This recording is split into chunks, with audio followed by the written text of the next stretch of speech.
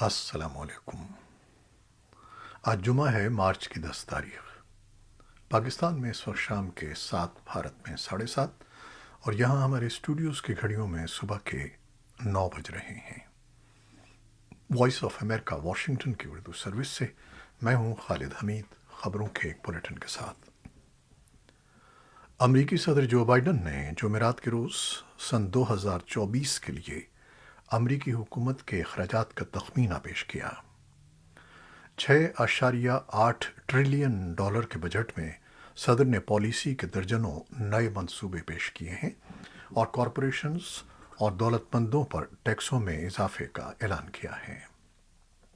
تاہم کانگریس میں Republican opposition کا کہنا ہے کہ اس بجٹ کی کانگریس سے منظوری کا کوئی امکان نہیں ہے۔ بجٹ کی سمری میں وائٹ ہاؤس نے کہا کہ امریکہ کی صرف چین سے مسابقت ہے، جو بین الاقوامی نظام کو اثر نو تشکیل دینے کا عزم رکھتا ہے، اور ایسا کرنے کے لیے وہ تیزی سے اقتصادی، سفارتی، فوجی اور تکنیکی طاقت میں اضافہ کر رہا ہے۔ امریکی بجٹ کا اعلان ایک ایسے وقت پر کیا گیا ہے جب امریکہ میں دونوں بڑی سیاسی جماعتوں میں یہ بحث جاری ہے کہ ملک کے قرضے کی 31.4 ٹریلین ڈالر کی حد ڈیٹ سیلنگ میں اضافہ کیسے کیا جائے۔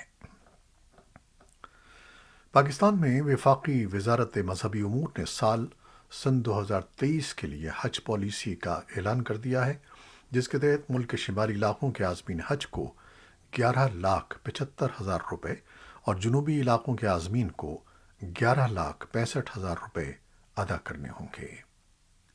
حکومت کا کہنا ہے کہ اس رقم میں سے اگر پیسے بچ گئے تو حجاج کو واپس کر دیے جائیں گے۔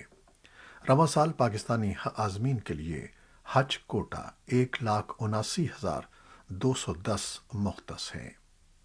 وفاقی وزیر مذہبی امور مفتی عبدالشکور نے کہا ہے کہ روپے کی قدر کم ہونے سے حج اخراجات میں اضافہ ہوا۔ عازمین حج سے صرف ضروری اخراجات لیے جاتے ہیں۔ رواں سال عازمین حج کو منا اور مزدلفہ میں ٹرین کی سہولت میسر ہوگی۔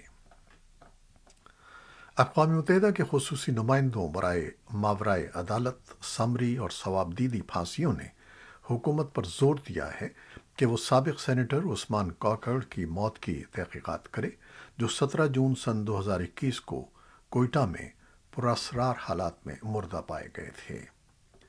مذکورہ خط میں اس خدشے کا اظہار کیا گیا ہے کہ ان کی موت کسی حملے کا نتیجہ بھی ہو سکتی ہے۔ عثمان کاکڑ فوج کے کردار اور اس کی پالیسیوں کے سخت ناقد سمجھے جاتے تھے، اور وہ کھل کر حکومتی ایوانوں میں اس کا اظہار کرتے رہتے تھے۔ یہ خط جو گزشتہ دسمبر میں پاکستانی حکام کو لکھا گیا تھا لیکن اب منظر عام پر آیا ہے، اس میں قتل کی ایک مبینہ فہرست کی بھی تحقیقات کا مطالبہ کیا گیا ہے، جو مبینہ طور پر کالعدم تحریک طالبان پاکستان کی جانب سے فیس بک پر شائع کی گئی تھی۔ اس فہرست میں صحافی گل بخاری، فضل الرحمان آفریدی اور سابق سینیٹر فرحت اللہ بابر جیسے صحافیوں کو جان سے مارنے کی دھمکیاں دی گئی تھیں۔ پاکستان میں آئی ایس آئی کے سابق سربراہ لیفٹیننٹ جنرل فیض حمید کے خلاف تحقیقات کا مطالبہ زور پکڑتا جا رہا ہے، اور ان کے سیاسی کردار کے علاوہ ان پر لگائے گئے کرپشن کے الزامات کی چھان بین کے لیے بھی کہا جا رہا ہے۔ وزیر داخلہ رانا ثناء اللہ کا کہنا ہے کہ جنرل فیض حمید کا اگر کورٹ مارشل ہونا ہے تو وہ ان کے ادارے نے کرنا ہے، حکومت نے نہیں کرنا۔ انہوں نے اس بات کی بھی تصدیق کی کہ کرپشن الزامات کے تحت جنرل فیض حمید اور ان کے بھائی کے خلاف تحقیقات ہو رہی ہیں، جن کے نتائج سامنے آنے پر ظاہر کیے جائیں گے۔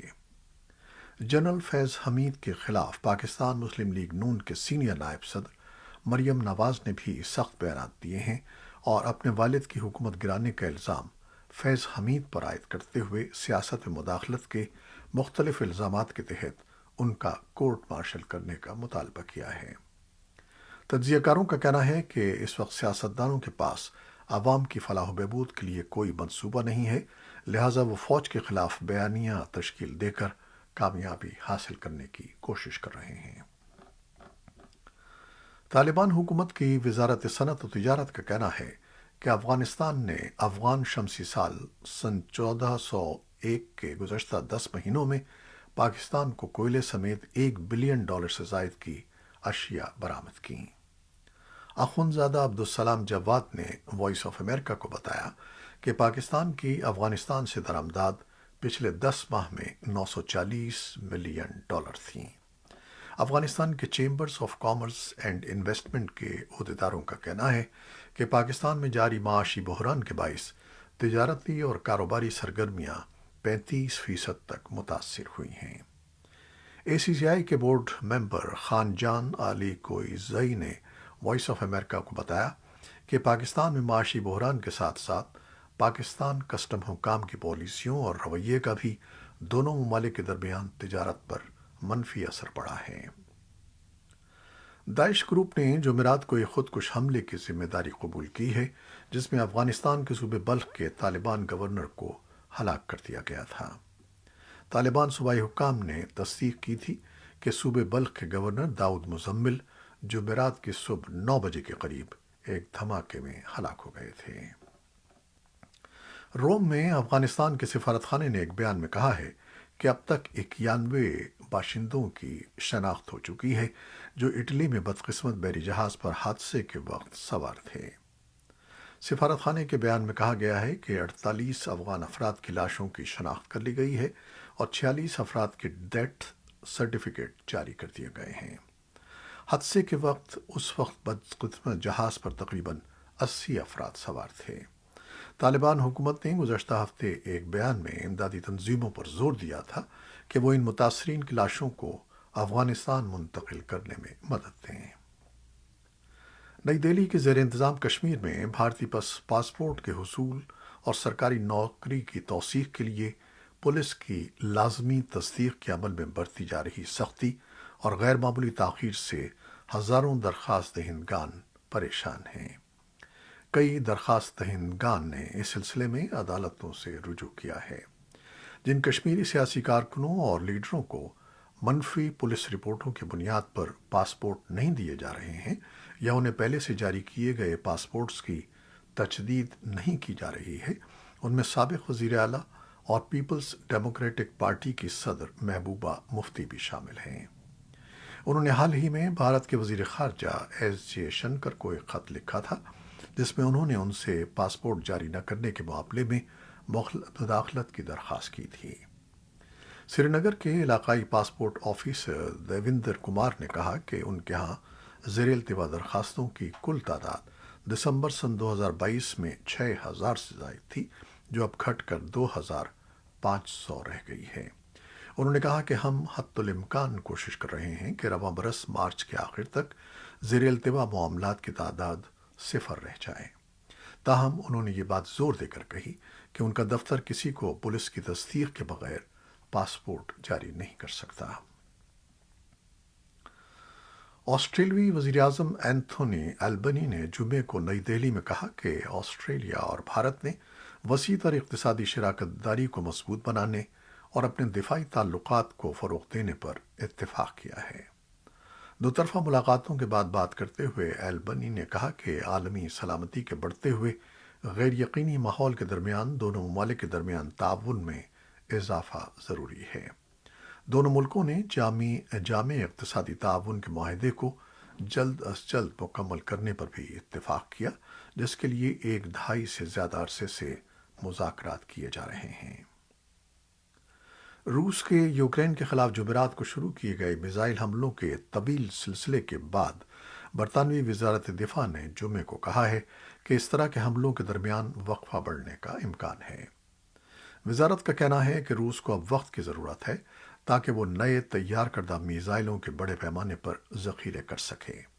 रूस ने जुमेरात को यूक्रेन में मिसाइल हमलों का आगाज़ किया, जिसमें कम अज़ कम 6 अफराद हलाक और सैकड़ों हज़ारों बिजली से महरूम हो गए। यूक्रेन के शिमाल मगरबी ज़ैतमीर के इलाके में तकरीबन 1,50,000 घरानों की बिजली मुनक़ता हो गई है। ओडिशा के जनूबी बंदरगाह में बिजली की ख़राब लाइनों की वजह से हंगामी ब्लैकआउट हुआ है। यूक्रेन की फ़ज़ाइया के तर्जुमान यूरी एहनात ने बताया कि फायर किए गए हथियारों में 6 हाइपरसोनिक किंजाल क्रूज़ मिसाइल भी शामिल थे। روسی وزارت دفاع نے کہا ہے کہ یہ حملے مغربی روس کے برانسک کے علاقے پر حالیہ حملے کے جواب میں کیے گئے ہیں، جس کے بارے میں ماسکو نے الزام لگایا ہے کہ وہ یوکرین کے تخریب کاروں نے کیے تھے۔ یوکرین نے اس دعوے کی تردید کی ہے اور خبردار کیا ہے کہ ماسکو ان الزامات کو اپنے حملوں میں تیزی لانے کے لیے استعمال کر رہا ہے۔ جمعرات کے روز کے حملے نے یورپ کے سب سے بڑے ذخیرے زاپورژیا نیوکلیئر پاور پلانٹ کو بجلی کی سپلائی بھی بند کر دی۔ پلانٹ کے آپریٹر انرگو ایٹم نے کہا کہ جنریٹر پلانٹ کو چلانے کے لیے ڈیزل استعمال کیا جا رہا ہے اور 10 دن کے لیے کافی ایندھن دستیاب ہے۔ پلانٹ کو بعد میں بجلی کی گرڈ سے دوبارہ جوڑ دیا جائے گا۔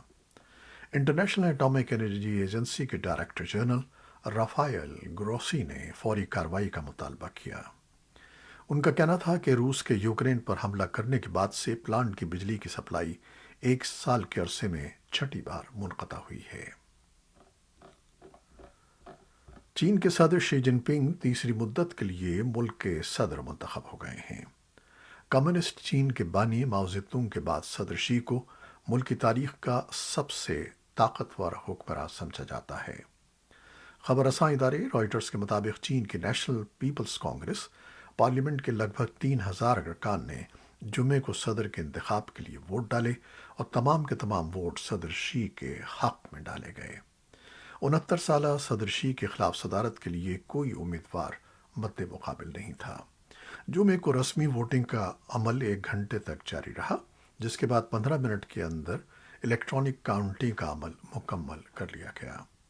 صدر شی نے سن 2018 میں آئین سے صدارت کے لیے 2 مرتبہ کی حد بھی ختم کر دی تھی، جس کے بعد خیال کیا جا رہا تھا کہ صدر شی تاحیات اقتدار میں رہنے کا ارادہ رکھتے ہیں۔ جرمنی کے شہر ہیمبرگ میں پولیس کا کہنا ہے کہ جمعرات کو جیہوواس وٹنس چرچ میں ہونے والی فائرنگ کے پیچھے محرکات کی تلاش جاری ہے۔ ایک مسلح شخص کی چرچ میں فائرنگ سے متعدد افراد ہلاک اور دیگر زخمی ہو گئے ہیں۔ پولیس نے کہا کہ اس وقت جرم کے محرکات کے بارے میں کوئی قابل اعتماد معلومات نہیں ہے۔ پولیس نے سرکاری طور پر ہلاکتوں کے اعداد و شمار جاری نہیں کیے، لیکن جرمنی میں میڈیا رپورٹس کے مطابق ہنگامہ آرائی میں 7 افراد ہلاک اور 8 زخمی ہوئے ہیں۔ پولیس کا کہنا ہے کہ انہیں یقین ہے کہ ہلاک ہونے والوں میں مسلح شخص بھی شامل ہے اور اس نے اکیلے ہی کارروائی کی۔ چانسلر اولف شولز نے تشدد کے وحشیانہ عمل کی مذمت کی اور کہا کہ وہ متاثرین اور ان کے اہل خانہ کے ساتھ افسوس کا اظہار کرتے ہیں۔ ملائیشیا کے سابق وزیر اعظم یاسین محی الدین پر بدعنوانی اور منی لانڈرنگ کے الزامات کی فرد جرم عائد کر دی گئی ہے۔ 75 سالہ محی الدین پر اپنی پارٹی کے لیے $5 کروڑ بطور رشوت حاصل کرنے کا الزام ہے۔ سابق وزیر اعظم ان الزامات کو مسترد کرتے ہیں۔ وہ ملائیشیا کے دوسرے سابق وزیر اعظم ہیں جن کے خلاف عہدہ چھوڑنے کے بعد کارروائی کی جا رہی ہے۔ کرپشن کے الزامات میں سابق وزیر اعظم نجیب رزاق کا ٹرائل بھی جاری ہے۔ اٹلی کے ایک فوجی ٹرائیبیونل نے ایک نیوی کیپٹن پر روس کو خفیہ معلومات فراہم کرنے کا جرم ثابت ہونے پر 30 سال قید کی سزا سنائی ہے۔ 56 سالہ والٹر بایاٹ کو سن 2021 میں روم میں روسی سفارت خانے کے اہلکار کو معلومات فراہم کرنے پر گرفتار کیا گیا تھا۔ اس واقعے کے بعد اٹلی نے 2 روسی سفارتکاروں کو ملک بدر بھی کر دیا تھا۔